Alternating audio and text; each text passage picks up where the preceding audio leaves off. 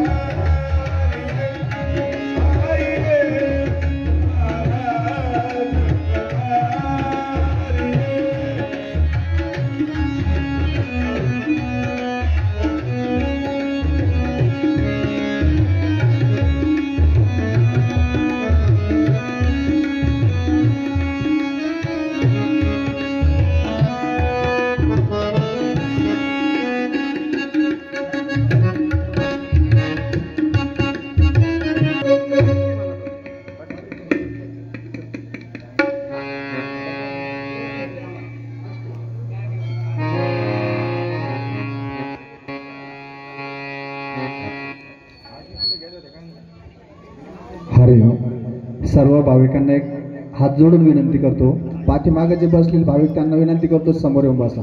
परत परत सांगायला लावू नका, आपण देवाच्या दरबारामध्ये बसलेले. आजच्या दिवस उद्या तुम्हाला म्हणणार नाही कोणी. आज विनंती करतो, सगळ्याच्या पाया चरणाला हात लावून सांगतो समोर येऊन बसा. आजच्याच दिवस, उद्या सांगणार नाही. बसताना आपण थोडंसं लाईनशीर बसा. आपल्या पाठीमागे अशी लाईन दिसली पाहिजे. आपल्याला आहे ना शेवट पसायदान घ्यायचंय. पसायदानाच्या वेळेस आपल्याला आहे ना आपला एक धक्काही कुणाला लागला नाही पाहिजे असं बसा. 2च मिनिटांमध्ये आपण पाठीमागं पहा, आपल्या लाईन मध्ये बसले का याचा विचार करा.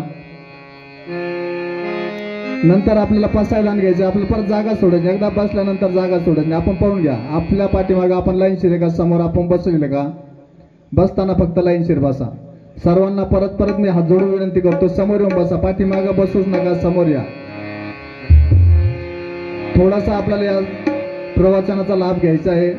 समोर येऊन बसा. बसताना लाईनशीर बसा. समोर आडवी उभी लाईन दिसली पाहिजे आपल्याला.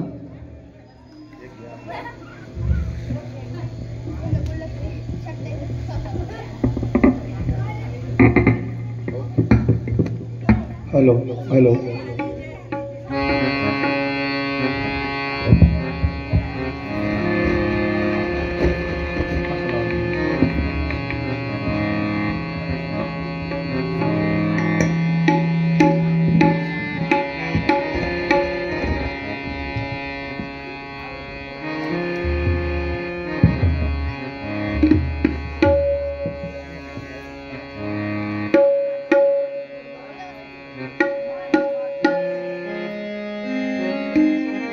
हरिओम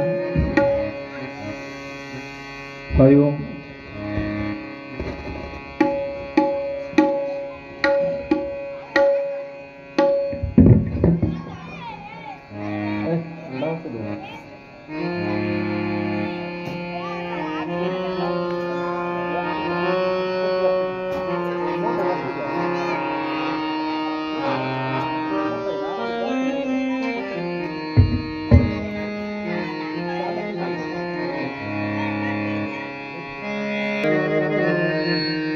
तस्मै नकाराय नमः शिवाय. तस्मै नकाराय नमः शिवाय. तस्मै नकाराय नमः शिवाय. मंदाकिनीसलिलचन्दन चर्चिताय नन्दीश्वर प्रमथनाथ महेश्वराय. मंदार पुष्प बहुपुष्प सुपूजिताय. तस्मै मकाराय नमः शिवाय. तस्मै नकाराय नमः शिवाय. तस्मै मकाराय नमः शिवाय. शिवाय गौरी वदनाब्जवृन्द. सूर्याय दक्षा धुरनाशकाय. श्रीनीलकण्ठाय वृषध्वजाय. तस्मै शिकाराय नमः शिवाय. तस्मै शिकाराय नमः शिवाय. तस्मै शिकाराय नमः शिवाय. वसिष्ठकुम्भोद भवगौतमार्य मुनीन्द्रदेवार चितशेखराय चन्द्रार्कवैश्वां नरलोचनाय तस्मै वकाराय नमः शिवाय तस्मै नकाराय नमः शिवाय तस्मै नकाराय नमः शिवाय यक्षस्वरूपाय जटाधराय पिनाकहस्ताय सनातनाय दिव्याय देवाय दिगंबराय तस्मै यकाराय नमः शिवाय तस्मै नकाराय नमः शिवाय तस्मै नकाराय नमः शिवाय जय शिव शंकर हर शिव शंकर हे नाथ शंकर हे महादेव जय शिव शंकर हर शिव शंकर हे नाथ शंकर हे महादेव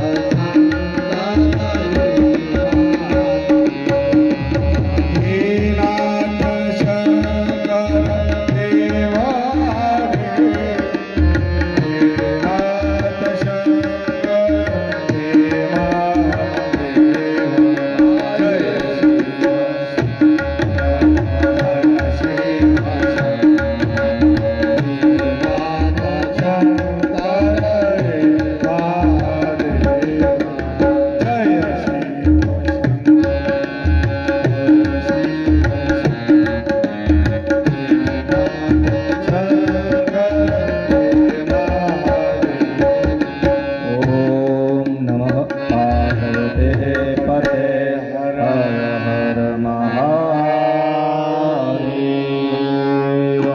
वैदिक सनातन हिंदू धर्म श्री वाघई माता की जय सद्गुरु गंगा गिरिजी महाराज की जय स्वामी सहजानंद भारती महाराज की सब संतों की जय। आज शालिवाहन शके 1947 विश्वासवसुनाम संवत्सरेत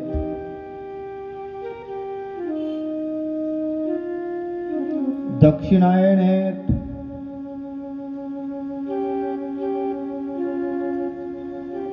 शरद ऋतू आहेत.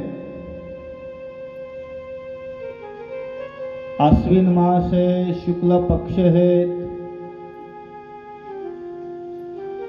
नवमी तिथी है.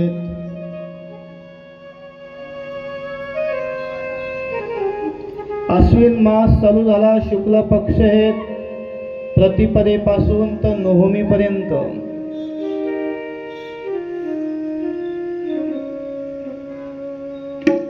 जे देवीचे उपासक आहेत, जे शाक्त उपासना करत आहेत,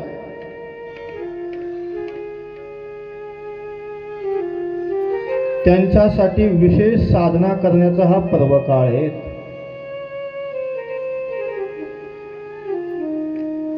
ज्याला आपण शारदीय नवरात्र म्हणतो.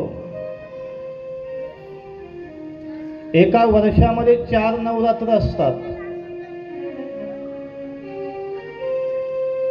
4 नवरात्रापैकी 2 नवरात्र गुप्त आहेत, विशेष साधना करण्यासाठी,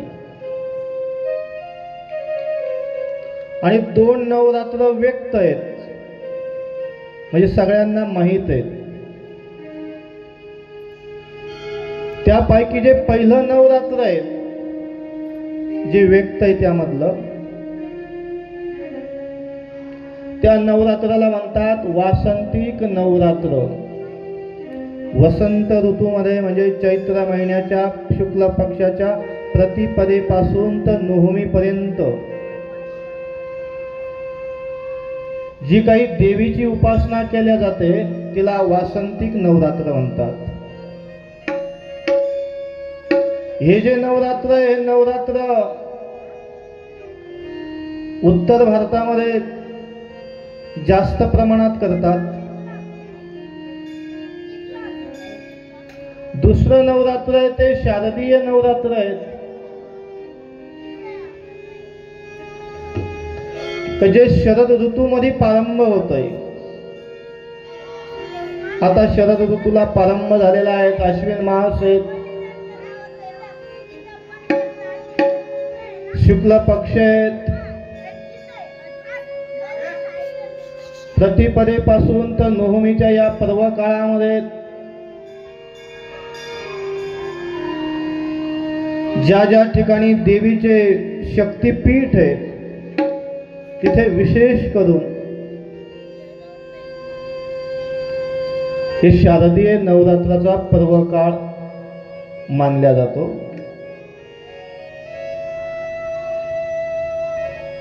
आपल्याकडेही शारदीय नवरात्राला विशेष महत्व आहे.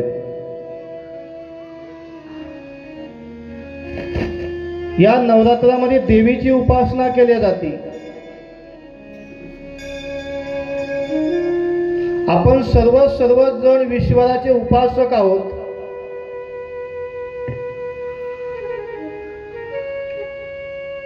आणि ईश्वराचे उपासक असल्या कारणानं त्या ईश्वराची जी उपासना करायची आहेत ना, ती उपासना करण्यासाठी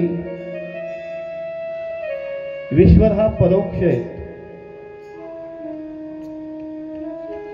संसार हा प्रत्यक्ष आहे. आपण जर आध्यात्मिक क्षेत्रामध्ये असाल तर आपल्याला हे शब्द ज्ञात असेल. एखाद्याला जर आत्मा अनुभव घ्यायचा असेल तर त्याला अपरोक्ष ज्ञान असावं लागतं. ज्याला आत्म्याचा साक्षात्कार आहे, ब्रह्माचा साक्षात्कार करायचा आहे, तर त्याच्यासाठी जी प्रक्रिया आहे, ज्याच्यासाठी जी पद्धत आहे ती अपरोक्ष अनुभूती आहे. आत्मा असेल, ब्रह्मतत्व असेल, ते इंद्रियाचा विषय नाही आहे, तो वृत्तींचा विषय आहे. आणि जे वृत्तींना ज्ञान होतंय त्याला अपरोक्ष ज्ञान म्हणतात. संसाराचा अनुभव आपल्याला माहित आहे, आणि संसाराचं जे ज्ञान आहे ते संसाराचं ज्ञान आम्हाला इंद्रियजन्य आहे. आणि इंद्रियजन्य जे ज्ञान असतंय त्याला प्रत्यक्ष म्हणावं.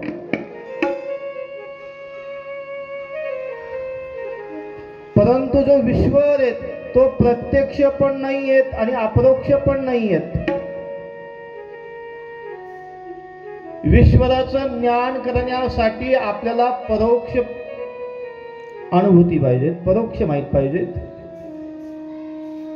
असा परोक्ष असलेला जो ईश्वर आहे त्या ईश्वराची बरेच जण उपासना करतात, पण उपासना करण्यासाठी आपल्याकडं माध्यम आहे, संतांचं माध्यम आहे. बरेच जण संतांची सेवा करतात, संतांच्या सानिध्यात राहतात, आणि ते संतांची सेवा करणंच ईश्वराची सेवा मानतात. आणि हाही तसंच संतांच्या सेवेमध्ये सुद्धा अंतर्गत कितीतरी भेद आहेत. माऊली महावैष्णव ज्ञानोबारायांची सेवा असेल, जगद्गुरु तुकोबारायांची सेवा असेल, शांती ब्रह्म एकनाथ महाराजांची सेवा असेल,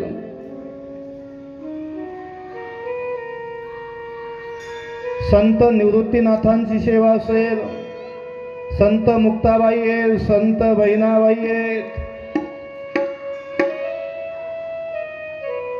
एवढंच नाही, आता सध्याच्या स्थितीमध्ये सुद्धा सद्गुरु गंगागिरीजी महाराज असेल, सद्गुरु किसनगिरी महाराज असेल, सद्गुरु जनार्दन स्वामी असेल, अशा अनेक संतांचे अनुयायी आहात. आणि त्यांची पूजा करणं म्हणजे अर्थात कोणाची मानतो आपण, ती पूजा पण ईश्वराचीच आहे, हे माहीत असावं.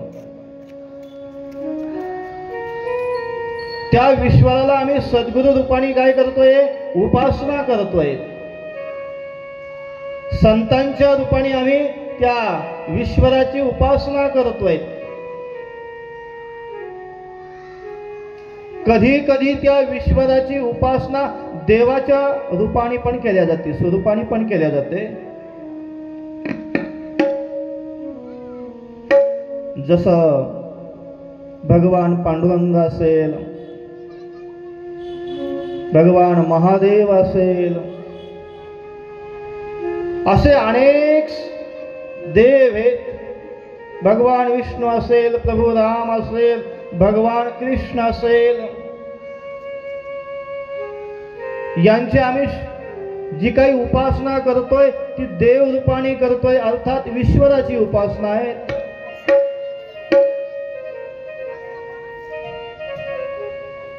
बऱ्याच वेळा त्याच ईश्वराची आम्ही उपासना देवी स्वरूपाने पण करतोय.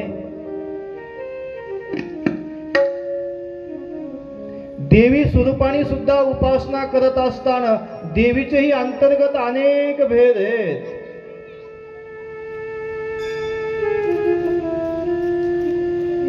महालक्ष्मी असेल, महासरस्वती असेल, महाकाली असेल, असे अनेक देवीचे स्वरूप आहेत. आपण या ज्या ठिकाणी बसलेलो आहे त्या देवीच्या एक स्वरूप आहे श्री वाघाई माता म्हणून. त्या वाघाई मातेच्या रूपाने आपण त्याच ईश्वराची काय करतोय, उपासना करतोय. बघा, ईश्वर एक आहे, पण एका ईश्वराची उपासना करण्याच्या अनेक परंपरा आहेत. देवाच्या स्वरूपाने आहेत, देवीच्या स्वरूपाने आहेत, संतांच्या स्वरूपाने आहेत. ते संतांचे सुद्धा अनेक संत आहेत, देवाच्या रूपामध्ये सुद्धा अनेक देव आहेत, देवीच्या रूपाने सुद्धा अनेक देवी आहेत. वेदामध्ये एक श्रुती आहे, एकम सद विप्रा बहुधा वदंती. सत्य एकच आहे, सत्य अनेक नाही होऊ शकत आणि अनेक सत्य असूही शकत नाहीत. सत्य हे एक आहे, एकच सत्य. विद्वानांनी, विद्वज्जनांनी त्याला अनेक रूपाने काय केलेलं आहे, त्याची उपासना केलेली आहे. म्हणून उपासना करणारा हे माहीत पाहिजे. जर माहीत नसेल तर एकमेकांमध्ये मतभेद होतात बरं का. मग कधी कधी असं होतं की हे तुमचा देव आणि हा आमचा देव. ही तुमची देवी आणि ही आमची देवी, हे तुमचे संत आणि हे आमचे संत, एवढे वाटून घेतल्या जातात. एक अंधांचा गाव होता आणि त्या गावामध्ये एक हत्ती आला. मग हत्ती बघायला बरेच सगळे अंध व्यक्ती हजर झाले.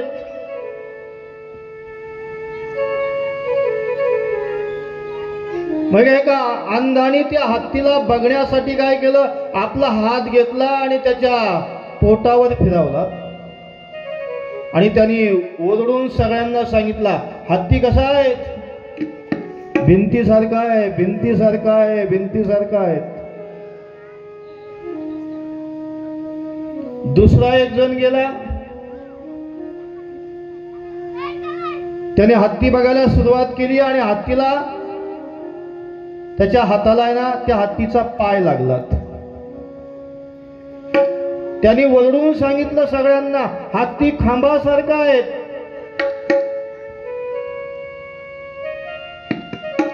एका जणांनी काय केलं माहितीये का, हत्ती बघायला गेला, अंध आहे.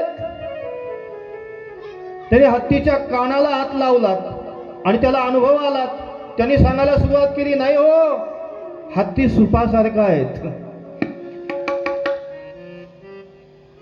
एकाने शेपटीला हात लावला, ते म्हणतो हत्ती दोरीसारखा आहे. आता प्रत्येकाचा अनुभव भिन्न भिन्न आहे आणि एकमेकांमध्ये मतभेद झालेत ना. एक म्हणतो दोरीसारखा आहे, एक सांगतोय भिंतीसारखा आहे, एक सांगतोय खांबासारखा आहे, एक म्हणतोय सुपासारखा आहे. हत्ती हत्ती एक आहेत. तसं देवींचे अनेक नाव आहे, अनेक स्वरूप आहेत, पण एकच आहे. या देवी सर्वभूतेषु शक्तिरूपेण संस्थिता. नमस्तस्यै नमस्तस्यै नमस्तस्यै नमो नमः. ती देवी मा एकच आहे, पण ती एकच माता अनेक ठिकाणी शक्ती रूपाने प्रतिष्ठित आहे. रामचरित्र मानस मध्ये कथा आहेत, स्कंद पुराणामध्ये कथा आहेत, मार्कंडे पुराणामध्ये कथा आहेत. बऱ्याच ठिकाणी एक कथा अशी आलेली आहे, आपल्याला सुद्धा ज्ञात आहे.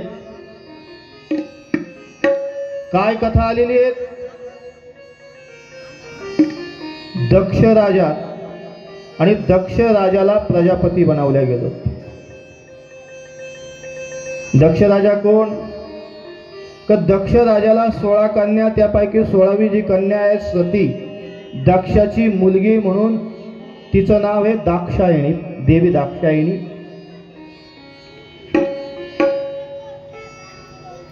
ती देवी दाक्षायणी जी आहे भगवान शिवाची अर्धांगी सती. त्या दक्ष राजाला प्रजापती बनवलं. प्रजापती बनवल्यानंतर त्या सभेमध्ये एकदा सगळे दक्ष राजा आला, दक्ष राजा आलेत म्हणून उभा राहिलेत, प्रजापती आलेत, प्रजापती आलेत.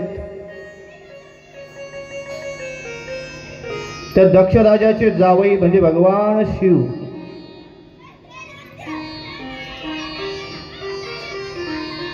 त्या सभेमध्ये ध्यानस्थ बसलेले होते. आपल्या आत्म अनुभवामध्ये निमग्न होते.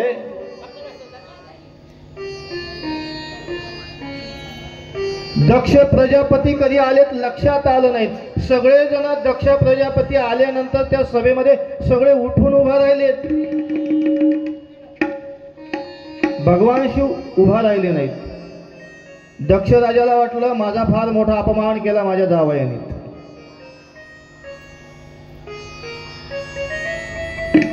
आणि म्हणून दक्ष राजाने पुन्हा एका यज्ञाचं आयोजन केलं. त्या यज्ञाला सर्व देव देवतांना सगळ्यांना बोलवलं पण कोणला बोलवलं नाहीत?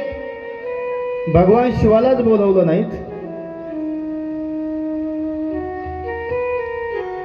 त्या रामचरित्र मानस मध्ये तर अशी कथा आहे, त्यावेळेस भगवान शिव पार्वतीला काही ज्ञान सांगण्यासाठी त्या हिमालयामधील त्या अमरनाथ गुफेमध्ये संवाद चाललेला होता. आणि सगळे देवता दक्ष राजाच्या त्या यज्ञाला चाललेत. जात असताना त्यांना कळालं बऱ्याच जणांना की भगवान शिवजीला निमंत्रण नाहीये म्हणून. जाताना सगळे जिथं भगवान शिव आहेत का तिथून जायला लागलेत. एक परंपरा असते आपल्यावरीत, का तुम्हाला बोलवलं नाही का?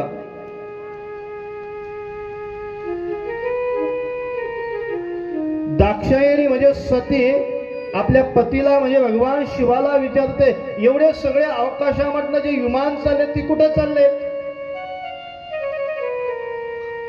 भगवान शिव म्हणतात तुझ्या बापाच्या घरी यज्ञ आहेत.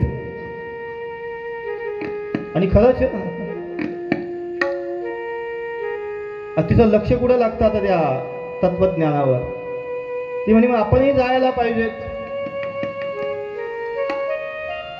भगवान शिव म्हणतात जाण्याला काही हरकत नाहीये, पण यज्ञाचं जे प्रयोजन आहे ना ते ह्या उद्देशानं ते यज्ञ आहे का आपला अवमान त्या ठिकाणी होणार आहे, अपमान होणार आहे. अशा ठिकाणी जाऊ नयेत जिथं आपला अपमान होणार आहे. पण सती दाक्षायणी स्त्रीला एक शब्द आहे संस्कृत मधनं, दुहिता, दोन घराचं हित करणारी. तिचा एक स्वभाव आहे.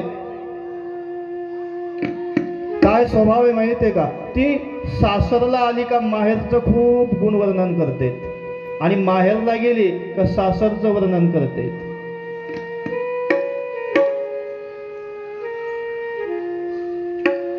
आता इकडे तर ती सांगते नाही माझ्या वडिलांच्या घरी यज्ञ आहेत, मी जायला पाहिजेत, आपण जायला पाहिजेत. भगवान शिव सांगतात तिथं अपमान होणार आहे, मला परवानगी द्या जाण्यासाठी. तिथं माझे वडील भेटतील, आई भेटेल, माझी बहीण भेटेल, 16 बहिणी म्हणजे 15 बहिणी भेटतील ना.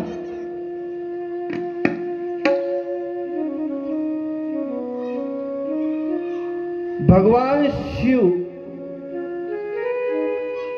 सतीला जाण्यास आज्ञा करत असतील, आणि सती स्वतः एकटी दाक्षायणी भगवान शिव न जाता स्वतः दाक्षायणी त्या यज्ञाला जाते. हा यज्ञ हरिद्वार मध्ये घडलेला आहे. तीर्थयात्रेला गेल्यानंतर सगळ्यांना दर्शन घडतं त्या ठिकाणी गेल्यावर.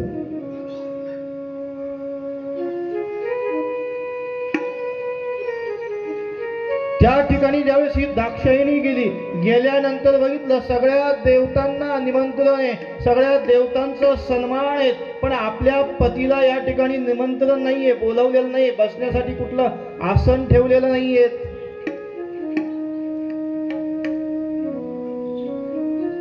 आपले वडीलही आपल्या सोबत व्यवस्थित बोलत नाहीये, आईही बोलत नाहीयेत, बहिणी पण आपले निंदा करतायत.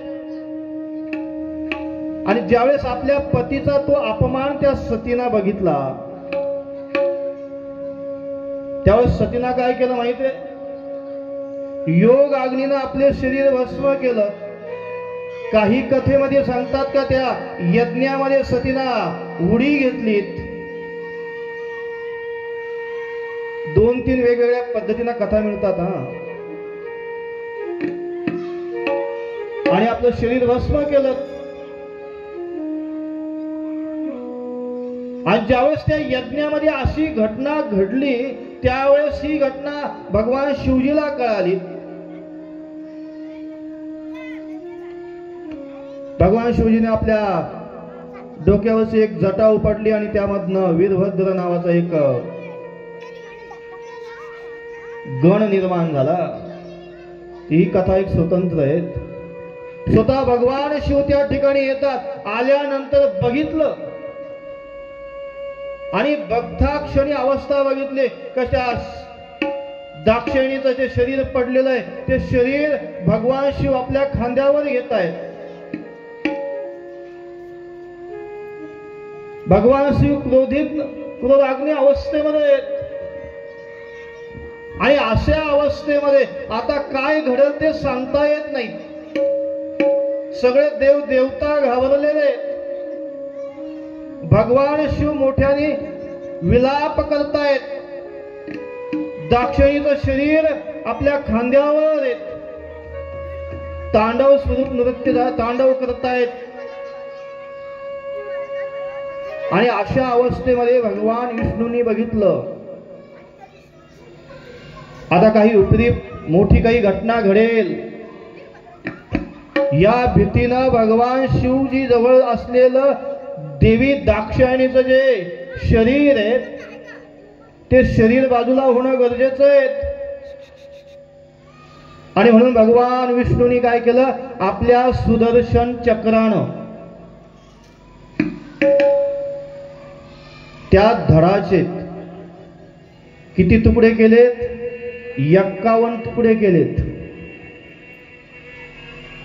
कोणाच्या धडाचे? देवी दाक्षायणीची, सतीचे. मी पार्वती का म्हणत नाही माहितीये का? पार्वती हे दुसऱ्या जन्मातलं नाव आहे. पहिल्या जन्मातलं नाव सती आहे, दाक्षायणी आहेत. आणि ते जे शरीराचे जे अवयव 51 जे भाग बनलेत ते भाग या संपूर्ण पृथ्वीवर पडलेत.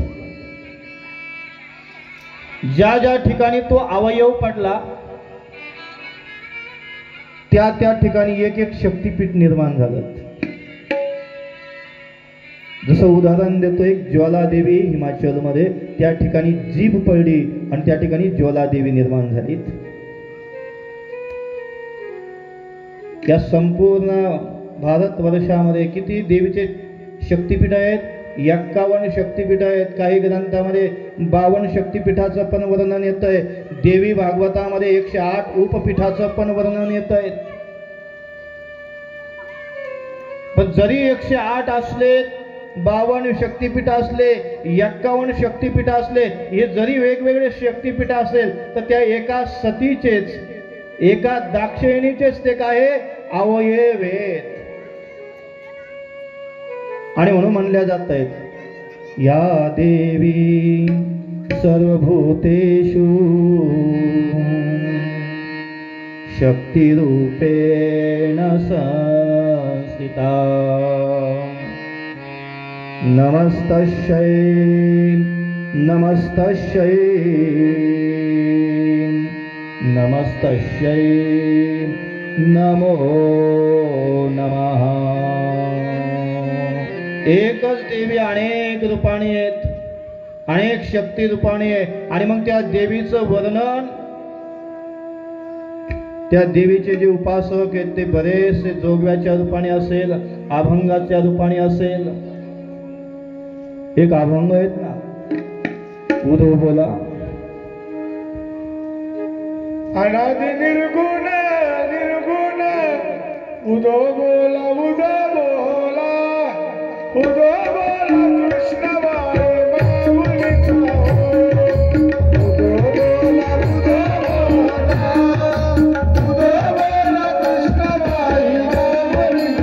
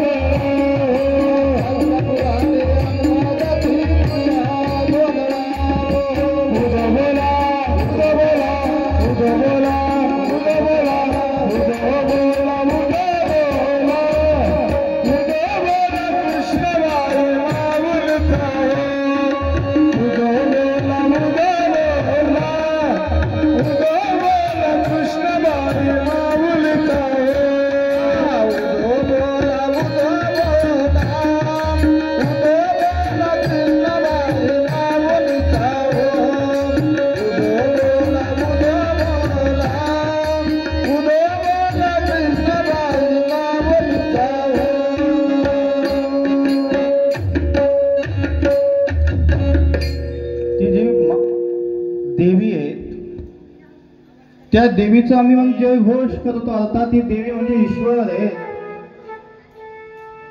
ते ईश्वराचं स्वरूप आहे. मग अशा ज्या ईश्वराचं स्वरूप आहे त्याचं जे गुणगान आहे, 4 वेदही त्या ईश्वराचं गुणगान करतात. ऋग्वेदे, यजुर्वेदे, सामवेदे, अथर्ववेदे त्या ज्या ईश्वराचं जे गुणगान आहेत, 6 शास्त्रही त्या ईश्वराचं गुणगान करत आहेत. न्यायशास्त्र आहे, वैशेषिक शास्त्र आहे, सांख्यशास्त्र आहे, पतंजली योगसूत्र आहेत, पूर्वमीमांसा आहेत, उत्तर मीमांसा आहेत, 18 पुराण आहेत.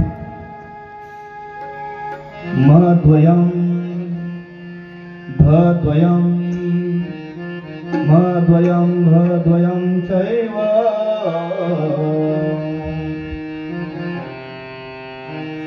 वचतुष्टयम्. मन नावावरून 2 पुराण आहेत, भ शब्दावरून 2 पुराण आहेत. मत्स्य पुराण आहे, मार्कंडे पुराण आहे, वरुण पुराण आहे, वायू पुराण आहे, विष्णू पुराण आहे, भागवत पुराण आहे. भागवत पुराणामध्ये 2 पुराण, एक देवी भागवत आहे आणि एक श्रीमद भागवत आहे. अग्नि पुराण आहे, नारद पुराण आहे, असे 18 पुराण आहेत. आणि हे सगळे जे पुराण आहेत हे कथेच्या रूपानं त्या ईश्वराचं, देवी पुराण असेल, देवी भागवत असेल तर देवी स्वरूपाच्या ईश्वराचं गुणगान करतात. म्हणून तर माऊली महावैष्णव ज्ञानोबाराय हरिपाठामध्ये म्हणतात चहुवेदी गान. साई शास्त्रकार चहुवेद गान, साई शास्त्रकार चहुवेद गान, साई शास्त्रकार चहुवेद गान, साई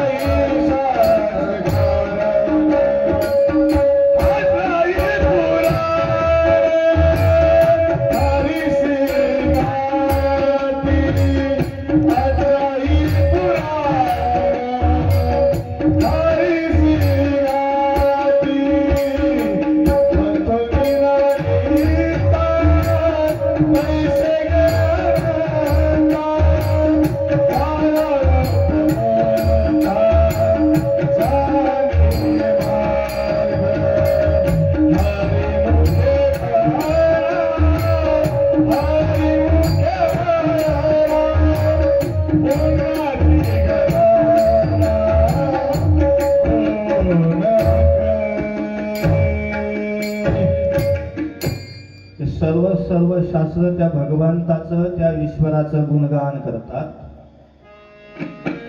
वेगवेगळ्या स्वरूपाने करतात, पण ते करतात एका ईश्वराचं. या ठिकाणी माऊली महावैष्णव ज्ञानोबारायांची प्रतिमा लावलेली आहे, फोटो लावलेला आहे. देवी माचा फोटो आहे, प्रतिमा आहे. या वर्षी माऊली महावैष्णव ज्ञानोबारायांचं 7शतोत्तर सुवर्ण जयंती महोत्सव वर्ष आहेत. 7शतोत्तर सुवर्ण जयंती महोत्सव या शब्दाचा जो अर्थ आहे, 7 म्हणजे 7, शतोत्तर म्हणजे शतक म्हणजे 100. त्या क्रिकेटमुळे माहिती ना आपलं शतक 100ला म्हणतात.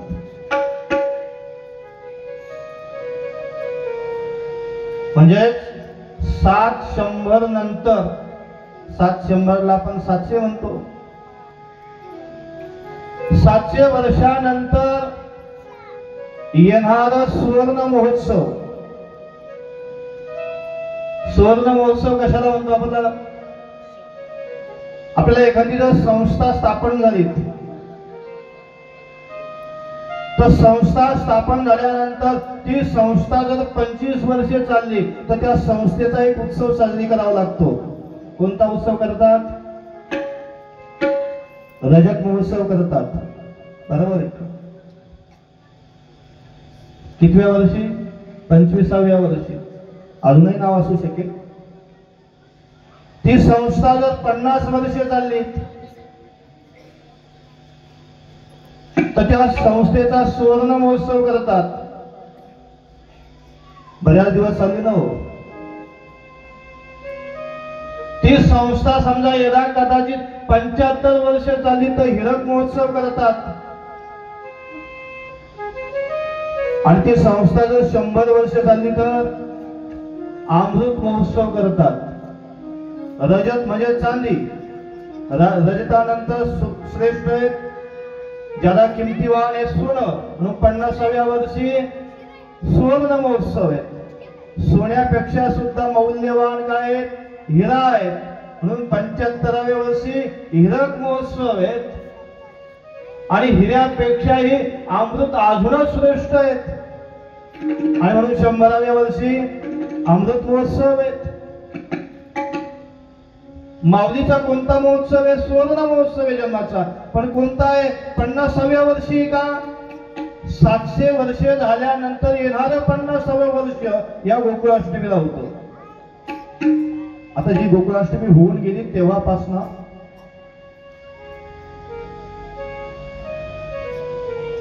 ते माऊलीच्या 750वं जन्म उत्सवाचं वर्ष होतं. म्हणून बऱ्याच ठिकाणी नवे नवे आळंदी तीर्थक्षेत्रामध्ये एक उत्सव साजरी झाला. त्या उत्सवाचं नाव होतं शतोत्तर सुवर्ण जयंती महोत्सव होतं. माऊली महावैष्णव ज्ञानोबा यांचे आपल्यावर खूप उपकार आहेत. चरित्र आपल्याला ज्ञात आहे, पण माऊलींचे काही ग्रंथ आहेत, हरिपाठ आहेत, ज्ञानेश्वरी आहेत, त्याचबरोबर अमृत अनुभव आहेत, चांगदेव 65 आहेत. ज्ञानेश्वरीचे बरेच वारकरी उपासक असतात. ज्ञानेश्वरीचं वाचन करतात, पारायण करतात.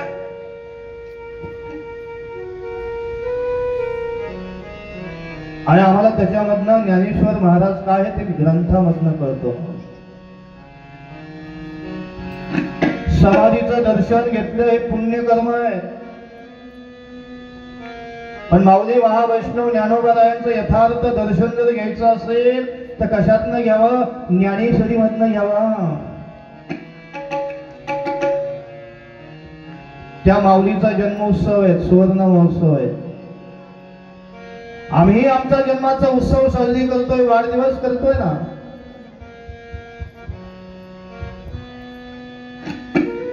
स्वाध्याय परिवारामध्ये परमपूजनीय पांडुरंग शास्त्री आठवले यांचाही जन्मोत्सव मनुष्य गौरव दिवसाने साजरी केला जातो.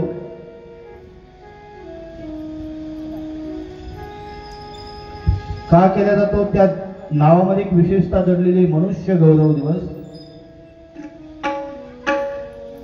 आम्हाला हे मनुष्य शरीर प्राप्त झालेलं आहे, जे इतरांना, इतर जीवांना नाहीये. या सगळ्या सृष्टीमध्ये आपलं शास्त्र सांगतंय एकूण सगळे जीव किती आहेत? 84 लाख जीव आहेत. एक नाही, दोन नाही. पाण्यामध्ये कितीतरी जीव आहेत, आकाशामध्ये कितीतरी जीव आहेत, जमिनीवर फिरणारे कितीतरी जीव आहेत. जलचर आहे, भूचर आहे, खेचर आहे, वनचर आहे.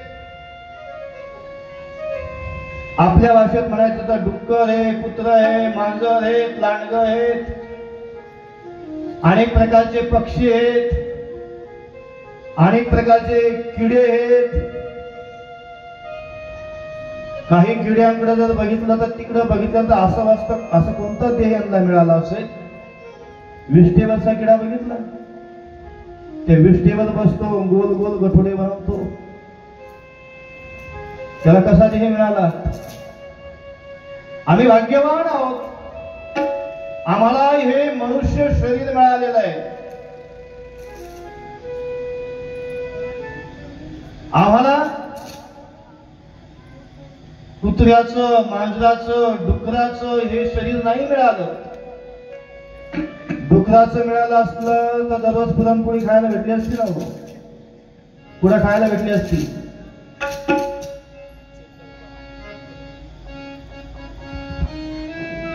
पण आम्हाला या आमच्या मनुष्य शरीराची आम्हाला महत्व कळत नाही, त्याचं रहस्य कळत नाही. बऱ्याच जणांना मनुष्य शरीर मिळालं, पण मनुष्य शरीर मिळालं पण कळालं नाही. अनेक दूर व्यसनामध्ये ते काय करतात, या शरीराचा नाश करतात. असे काही व्यसन करतात आणि त्या कुत्र्या, मांजऱ्या, डुकरापेक्षाही भयानक आपलं जीवन बनवून टाकतात. आपल्याला आपल्या शरीराचा विशेषता वाटली पाहिजे, प्राधान्य वाटलं पाहिजे की आम्हाला एक मनुष्य शरीर मिळालेलं आहे, याची आम्ही स्तुती केली पाहिजे. आणि हाच या शरीराचा गौरव दिवस आहे.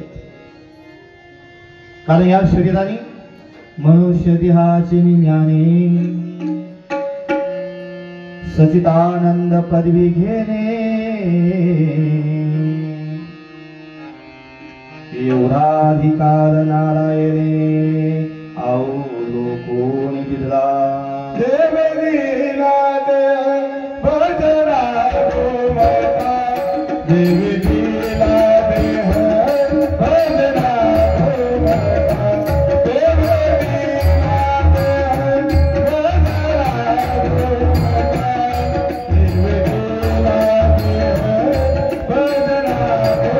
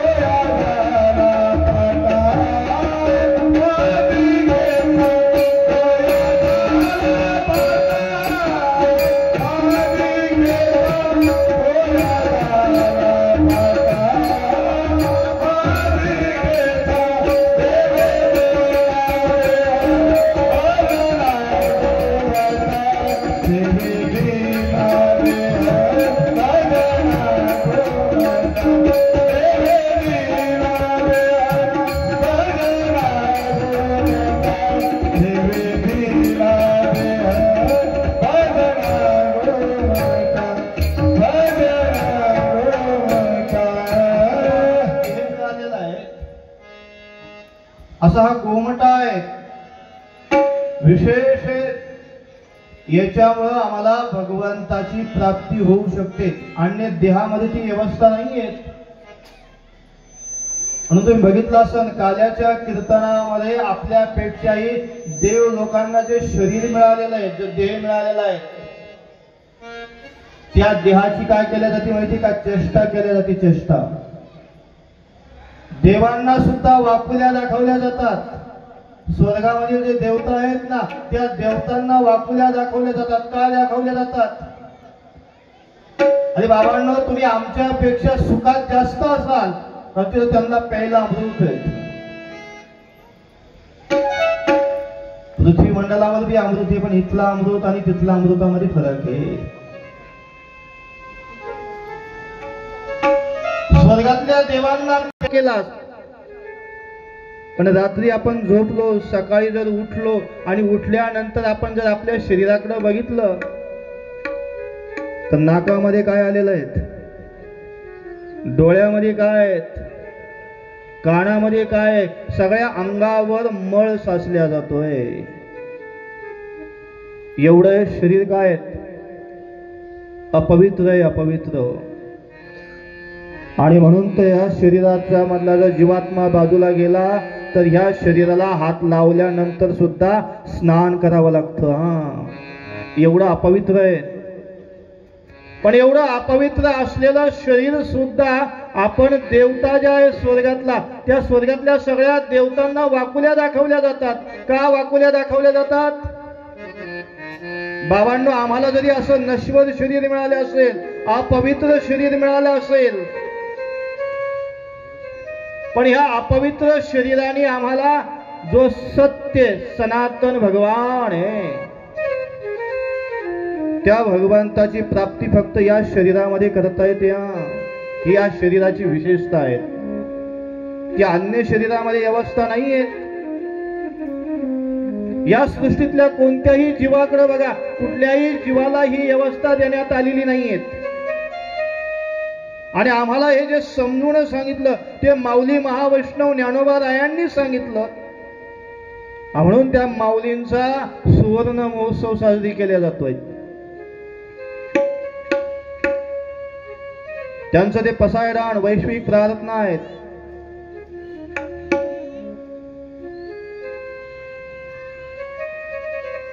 चार वेद, 6 शास्त्र, 18 पुराण, त्यापैकी 2 इतिहास आहे, रामायण आहे, महाभारत आहे. माऊलींच्या ज्ञानेश्वरीवर थोडं बोलतोय. त्या महाभारत नावाच्या ग्रंथामध्ये 1,00,000 श्लोक आहेत. 18 पर्व आहे. आधी पर्वापासून तर स्वर्गरोहण पर्वापर्यंत. त्या ज्ञानेश्वरीमध्ये माऊली महावैष्णव ज्ञानोबा राय लिहित आहेत, एवं भारताच्या गावी भीष्मनाम प्रसिद्धी पर्वी श्रीकृष्णार्जुन बर्वी गोठी जी केली. महाभारत नावाचा ग्रंथ आहे. त्या महाभारत नावाच्या ग्रंथाचे रचयिता महर्षी व्यास आहेत.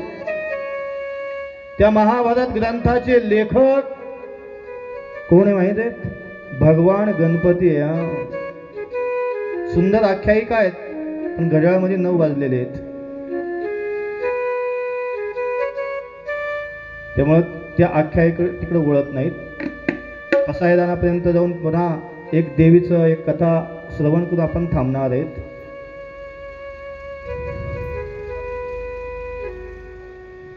त्या महाभारतामध्ये जे 18 पर्व आहे, आधी पर्वापासून तर स्वर्गरोहण पर्वापर्यंत, त्याच्यापैकी एक पर्व आहे भीष्म पर्व. त्या भीष्म पर्वामध्ये भगवान कृष्ण आणि अर्जुनाचा संवाद आहे. आणि भगवान कृष्ण आणि अर्जुनाच्या संवादाचं नाव आहे. काय नाव आहे? जय भगवद्गीता म्हणजे ब्रह्मेशाणी प्रशंसिजे सनकादिक सेविजे आदरेसी. त्या भीष्म पर्वामध्ये भगवान कृष्ण आणि अर्जुनाचा संवाद आहे. त्या संवादाचं नाव आहे श्रीमद भगवद गीता. ही श्रीमद भगवद गीता जी जन्माला आली किंवा अवतीर्ण झालीत ना, गीतेची जयंती साजरी केल्या जाते मार्गशीर्ष महिन्याच्या एकादशीला. ती गीता संस्कृत भाषेत होती. संस्कृत भाषा ही देववाणी आहे. म्हणून आपल्या मुखामध्ये संस्कृत भाषेमध्ये गीता पाठ असावा, विष्णू सहस्रनाम असावं, गीतेचा 15वा अध्याय पाठ असावा, गीतेचा 9वा अध्याय पाठ असावा, गीतेचा 12वा अध्याय पाठ असावा. विष्णू सहस्रनाम आहे, शिव सहस्रनाम आहे. अनेक वेगवेगळे संस्कृत स्तोत्र आहेत. माँ जगदंबेचं महिषासुर मर्दनी नावाचं स्तोत्र आहे. अनेक श्लोक आमचे काय असावेत? पाठ असावे. ज्याच्या मुखामध्ये संस्कृत श्लोक आहे त्याचं मुख हे साक्षात देवाचं मुख आहे. आमच्या मुखामध्ये संस्कृत मंत्र नाही आहेत, आमच्या मुखामध्ये काय आहेत? शिव्याचे मंत्र आहेत. आमचं तोंड देवाचं नाही, आमचं तोंड राक्षसाचं आहे, आसुरांचं आहे, महिषासुराचं आहे. आम्ही महिषासुरच्या बाजूचे आहोत. ज्याच्या मुखामध्ये ज्यादा शिव्या येतात ना, ओळखायचं तो आसूर आहे. जो सुरापानामध्ये रममाण आहे ना, ओळखायचा तो आसूर आहे.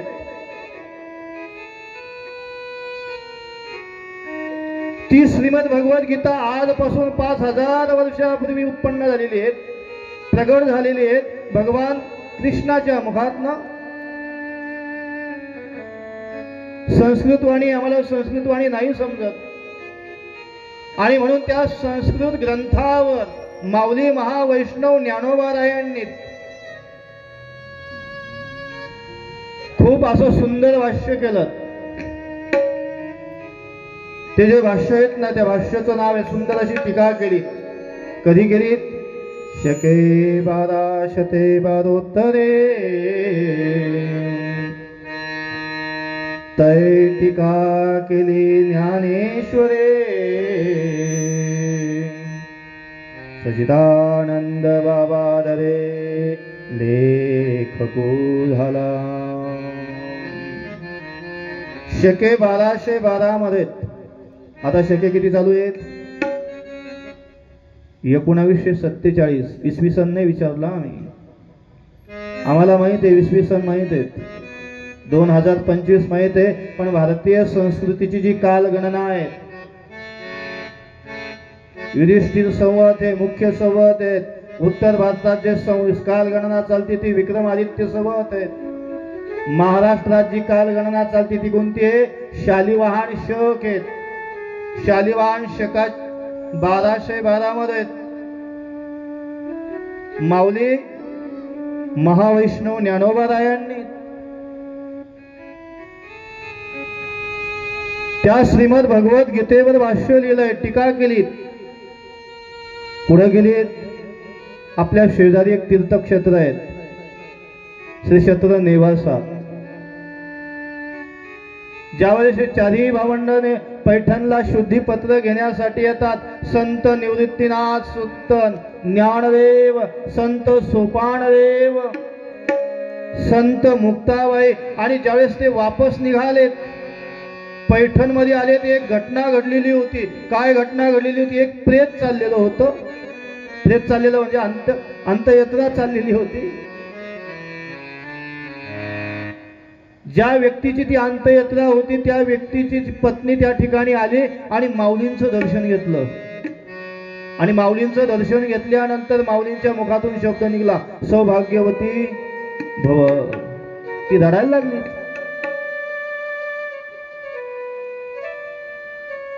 माऊलीला म्हणते, महाराज, ही जी अंत्ययात्रा चाललेली आहे, जे प्रेत चालले ना, ते माझ्या पतीचं आहेत, आणि तुम्ही मला सौभाग्यवती भव म्हणतायत, कसं शक्य आहे?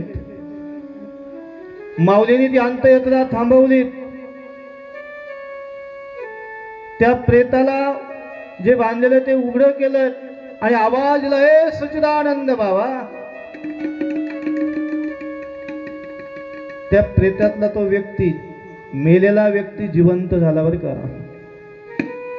आणि तो जिवंत झालेल्या व्यक्तीकडनं त्या नेवासा भूमीमध्ये माऊली महावैष्णव ज्ञानोबाराय ज्ञानेश्वरी सांगतायत.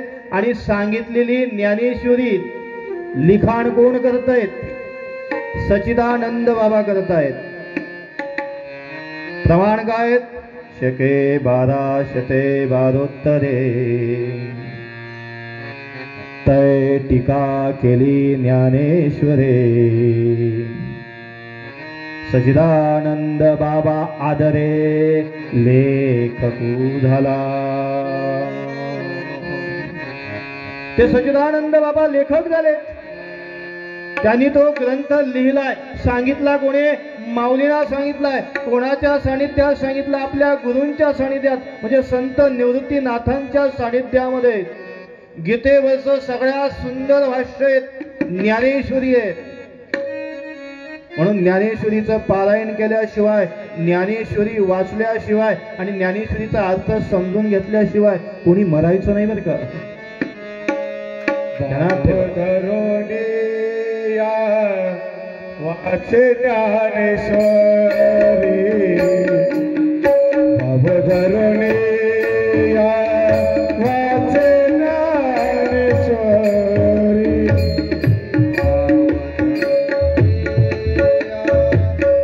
वाचे ज्ञानेश्वरी,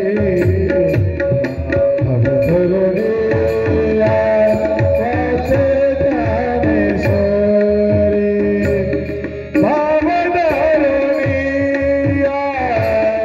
वाचे ज्ञानेश्वरी, कृपा करी हरी तयारी, भावधरोणीया वाचे ज्ञानेश्वरी, कृपा करी हरी तयारी, भावधरोणीया वाचे ज्ञानेश्वरी, भावधरोणीया वाचे ज्ञानेश्वरी, वाचे ज्ञानेश्वरी.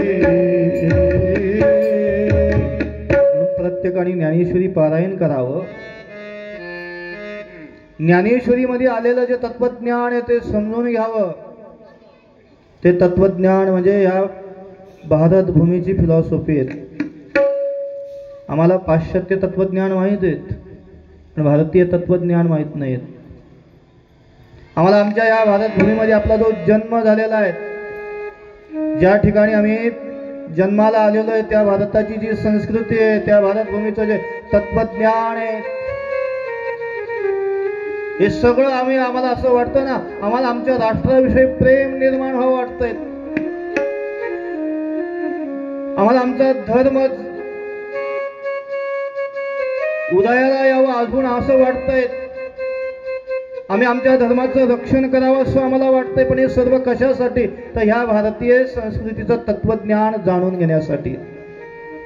हा मूळ गाभा आहे. आम्हाला तो ज्ञानेश्वरी मधून समजेल. अशी जी ज्ञानेश्वरी आहे ती माऊली महावैष्णव ज्ञानोबारायांची देण आहे. आणि म्हणून आमच्या मनामध्ये त्यांच्याविषयी विशेष प्रेम आहे. त्या ज्ञानेश्वरीचं शुद्धीकरण शांती ब्रह्म एकनाथ महाराजांनी केलेलं आहे. संत ज्ञानेश्वर महाराजांची जी समाधी आळंदीला, त्या आळंदीचं समाधीचं जे संशोधन आहे सापडलेली आहेत. कोणी सापडवलेली आहेत? म्हणजे अगोदर झाल्यानंतर काही काळापर्यंत त्या समाधीकडे दुर्लक्ष झालं होतं. शांती ब्रह्म एकनाथ महाराजांनी त्या समाधी शोधून काढली, कार्तिक वारी सुरू केली, ज्ञानेश्वरीचं शुद्धीकरण केलं. आणि अशी जी ज्ञानेश्वरी आहे ती आपल्यापर्यंत आता जी पारायणाला आपल्याकडे जी प्रत आहे, त्या ज्ञानेश्वरीची प्रत शांती ब्रह्म एकनाथ महाराजांकडनं आपल्याकडे आलेली आहे. मी बराचसा त्यातला जो इतिहास आहे तो कमी केला. 9:30 वाजले. आता प्रसाद घ्यायचा आहे. 9 वाजेपर्यंत प्रवचनाची पद्धत होती, वेळ होती. त्या ज्ञानेश्वरीमध्ये गीतेमध्ये 700 श्लोक आहे. 700 श्लोकावर 9033 वव्यात, 34 वव्यात, काही ग्रंथामध्ये 9040 वव्यात अशी जी ज्ञानेश्वरी प्रगट झालेली आहे. आणि त्या ज्ञानेश्वरीमध्ये पूर्ण झाल्यानंतर, त्या गीतेच्या श्लोकावर ते ज्ञानेश्वरी रूपी भाष्य पूर्ण झाल्यानंतर शेवट आलेला एक वैश्विक प्रार्थना आलेली आहे. त्या वैश्विक प्रार्थनेचं नाव काय आहे? पसायदान आहे. आपल्याला पसायदानाने या नवरात्राचा समारोप करायचा आहे. आम्ही जगदंबा मातेची 9 दिवस उपासना केली. कशासाठी केली माहिती आहे बाबासाहेब? एक जोगवा आहे. काय जोगवा आहेत? अनादि निर्गुण निर्गुण प्रगटली भवानी अनादि निर्गुण प्रगटली भवानी नमो महिषासुर महिषासुर मर्दनाला गरी महिषासुर मर्दनाला विविध तापाची करावया धाडली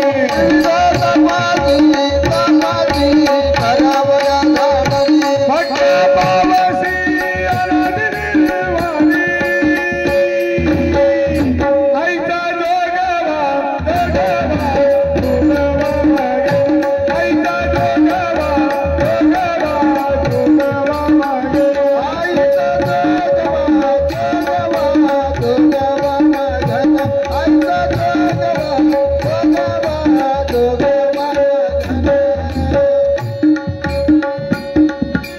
जोगवा फार मोठा आहे. थोड्या वेळ बसा.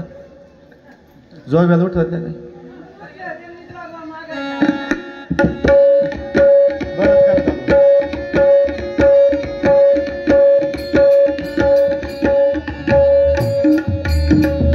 जोगवा अंगात आला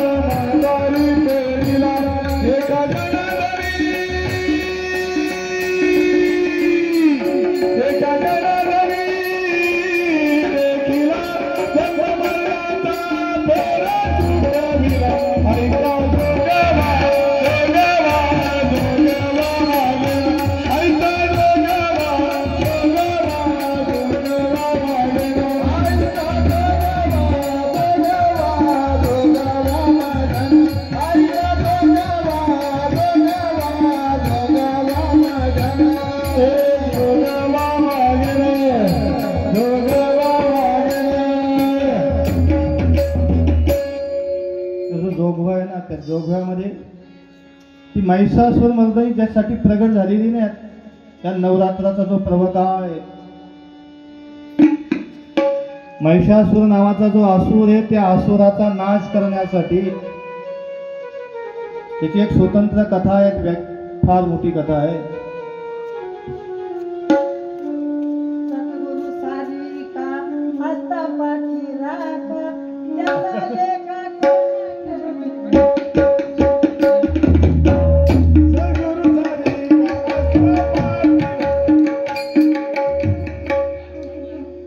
तुमचंच प्रवचन ठेवा का नव्हतं.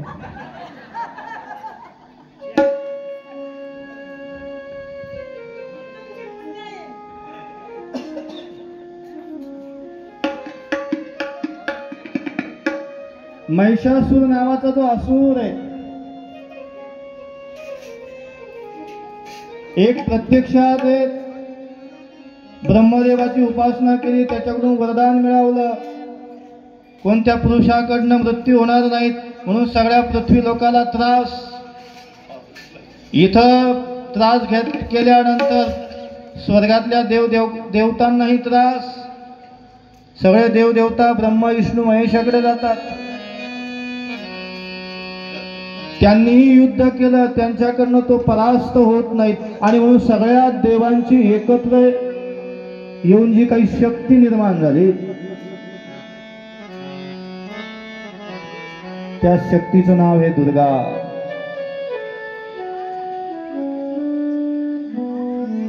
त्या शक्तीचं नाव आहे महिषासुर मर्दनी. आणि तिला मग महिषासुर सारखा असलेला असुर, त्याचा नाश जो केला ते हे 9 दिवस आहेत. तसे आमच्या मनामध्ये सुद्धा अनेक विकार आहेत, अनेक व्यसन आहेत, अनेक दुर्व्यसन आहेत. त्या दुर्व्यसनाचा, अनेक विकारांचा नाश होणं म्हणजे अर्थात त्या महिषासुराचा वध करणं या. आणि म्हणून आपण श्री आपल्या या तीर्थस्थळावर देवीचे आपण बघितले 51 शक्तिपीठ आहेत, 108 शक्तिपीठ आहेत. त्याहून या भारतवर्षामध्ये अनेक देवीचे मंदिर आहेत. त्या देवीचा अंश आपल्या ह्या श्री क्षेत्र खैरी निमगाव मध्ये वाघाई रूपाने या. किती सुंदर ठिकाण आहे, तीर्थस्थळासारखा अनुभव येणारं एक ठिकाण आहे.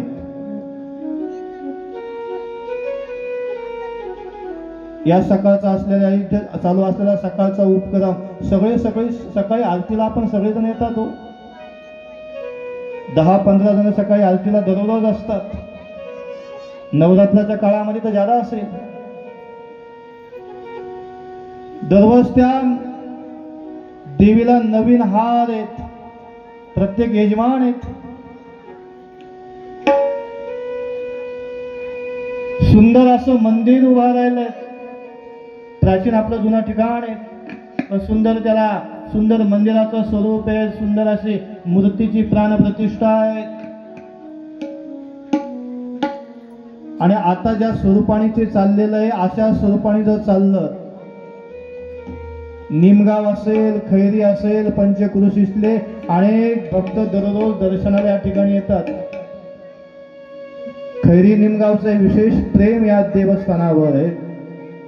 आणि असंच या देवस्थानचं स्वरूप जर असलं तर नक्कीच एक दिवस शक्तिपीठावाने या देवाला महत्व येईल, या देवीला महत्व येईल. सुंदर असं या ठिकाणी सुंदरता आहे, पेविंग ब्लॉकने आणि सुंदरता आहे. देवीच्या या मंदिरासमोर यावेळेस नवीनच दीपमाळ या ठिकाणी उभा राहिलेत. खूप सुंदर दीपमाळ आहेत. दीपमाळ हे पूर्ण होते. कधी जर मनाला अशांती वाटली तर मंदिरामध्ये यावं, देवीच्या मंदिरासमोर यावं, देवी समोर हात जोडावेत, देवीला प्रणाम करावा. सर्व मंगल मांगल्ये शिवे सर्वार्थ साधिके शरण्ये त्र्यंबके गौरी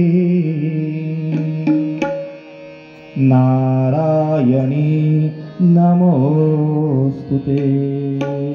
एवढा येऊन जरी देवी समोर मंत्र म्हणून प्रणाम जर केला ना, तर देवी मग आपल्या मनातल्या जे काही कामना असेल, 2 प्रकारच्या कामना असतात. एक भोग असते आणि एक मोक्ष असतो. काही वेळेस संसारातल्या वस्तू पाहिजे अशा कामना असतात. आणि काही जण असे भाविक असतात, त्यांना या लोकातल्या वस्तू नाही, आम्हाला भगवंताची दर्शन हवी इच्छा असते. म्हणून कधी संसारामध्ये जर मन उद्विग्न बनलं तर नक्की मंदिरामध्ये या आणि देवीचं दर्शन घ्या. बस प्रसन्नता ही प्रसन्नता वाटेल. अंतःकरणातले आसुरभाव नष्ट होतील. कारण देवी माँ महिषासूर मर्दनी आहेत, म्हणजे महिषासूर नावाच्या असुराचा नाश करणारी आहेत, अंतःकरणातले विकार नष्ट करणारं सामर्थ्य या देवीमध्ये आहे. आणि अशा या देवीचा हा नवरात्राचा हा पर्व काळ आहे. ज्या महिलेनी या देवीचा एक ग्रंथ आहे, त्या ग्रंथाचं नाव आहे, त्यातले जे मंत्र आहेत ते सिद्ध मंत्र आहेत. त्या ग्रंथाचं नाव आहे दुर्गा सप्तशती.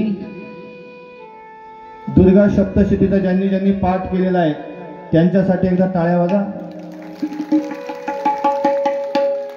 पुढल्या नवरात्रामध्ये ज्यांनी पाठ नाही केलेला आहे त्यांनी नक्की नवरात्रामध्ये सकाळी सकाळी दुर्गा सप्तशतीच्या पाठाला या. सकाळी आरतीला या, सायंकाळी आरतीला या ठिकाणी या. ही उपासना आहे नवरात्री मधली. आणि अशा या नवरात्रीचा आजचा हा पर्व काळ आहे. आता समारोप होतोय, नवमी आहेत. यावेळेस तृतीया नावाची तिथेची वृद्धी झाली होती, वाढ झाली होती, म्हणून बरेचसे जण काय राहिलेत म्हणजे संशयित राहिलेत. नवरात्र आज सोडावा उद्या सोडावा, आज सोडावा उद्या सोडावा.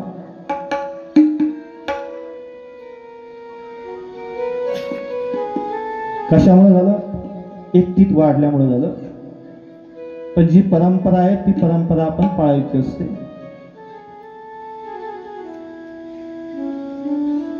म्हणून आज बऱ्याच जणांना उपवास आहे, काहींनी उपवास सोडलेले आहेत. कोणतं चांगलं आणि कोणतं वाईट मी आता निर्णय देणार नाही, कारण मग काही म्हणते तुम्ही सोडला का, म्हणून मी या ठिकाणी त्या विषयाला थांबून घेतला. ज्यांनी सोडला तेही चांगलं आहे, ज्यांनी धरला ते त्याहूनही चांगलं आहे.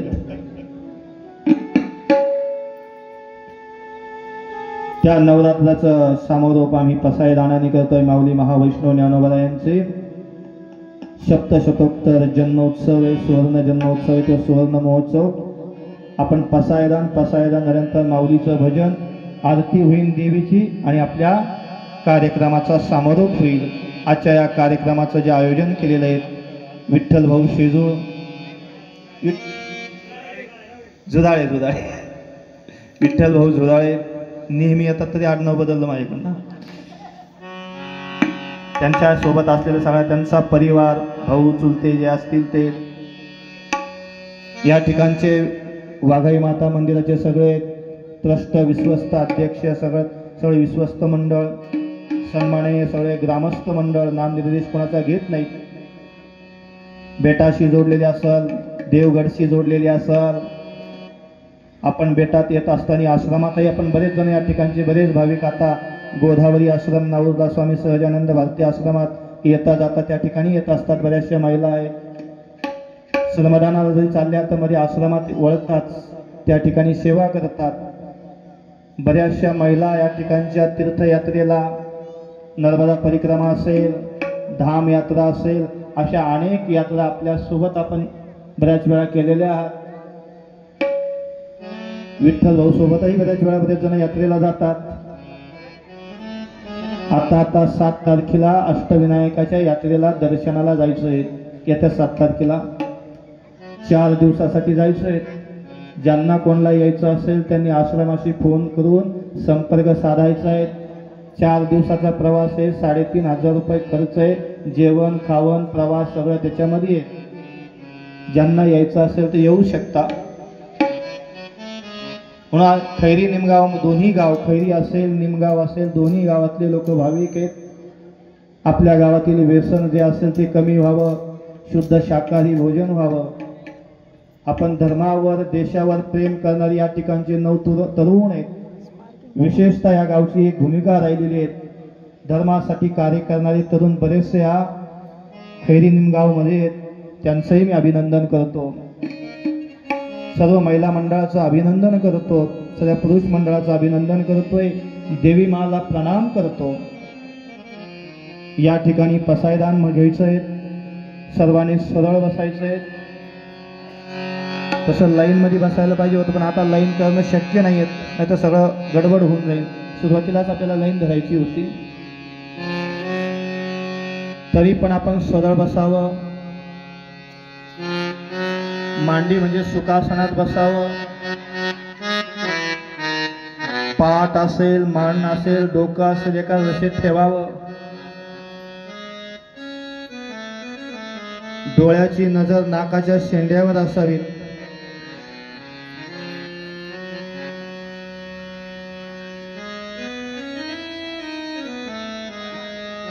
आणि पसायदान म्हणायचंय.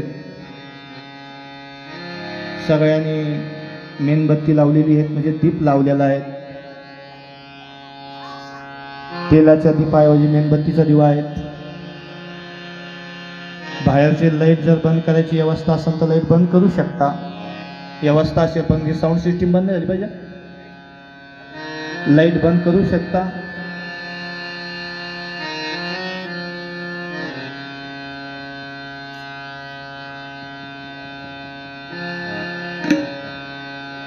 पसायदानाचं गायन करायचंय.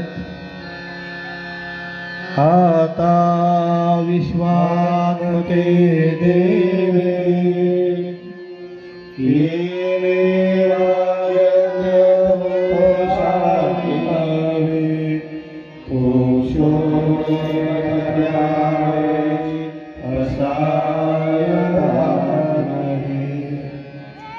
जय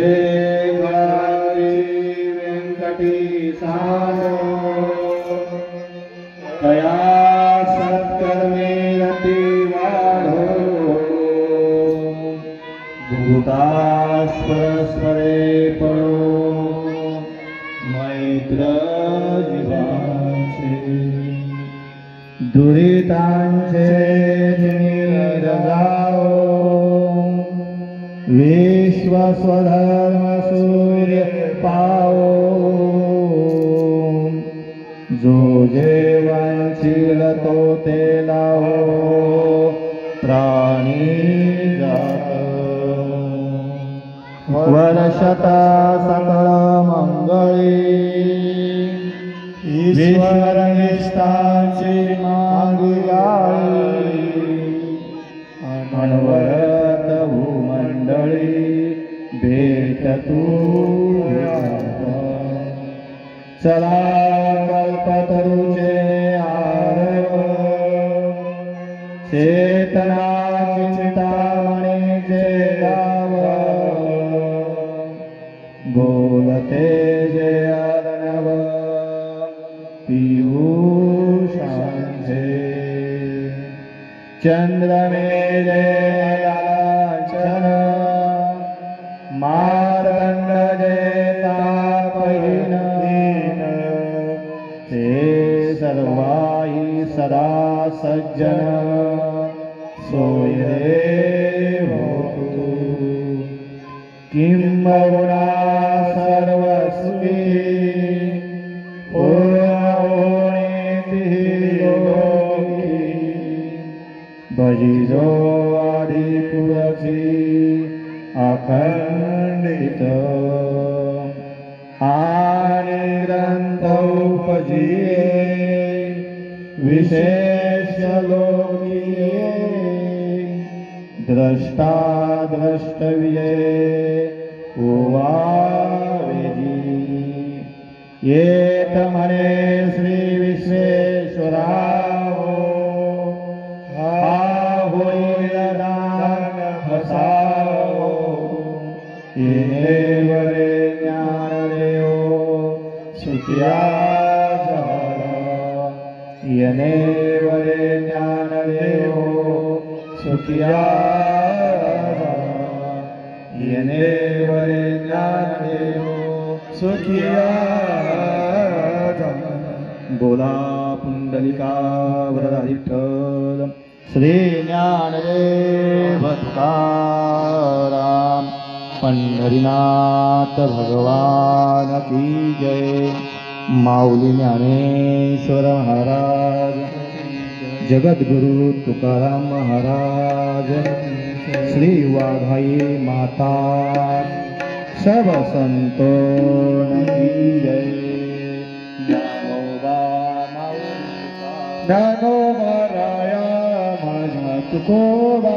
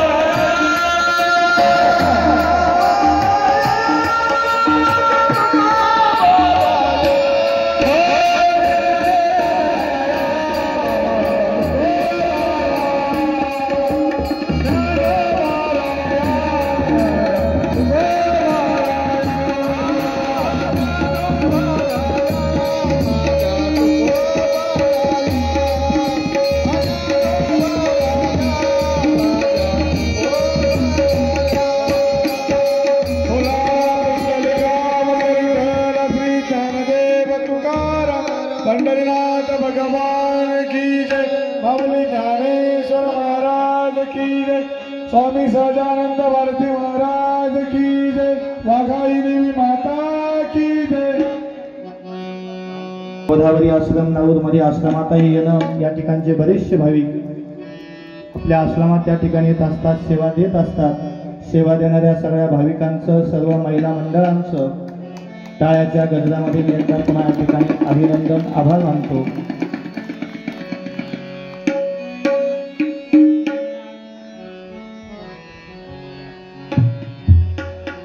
आरती होईल, आरतीसाठी उभा राहायचं.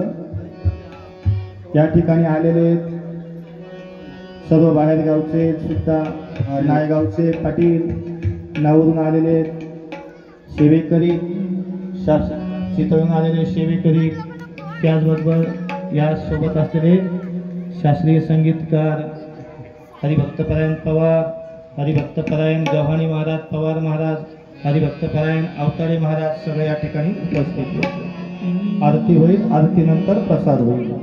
आपल्याला खाली चटका बसणार याची काळजी घ्या आणि मेणबत्ती लावलेले लक्ष ठेवा सगळ्यांनी. सुख करता दुःख हरता वरता विघ्नाची सर्वांगी सुंदर जय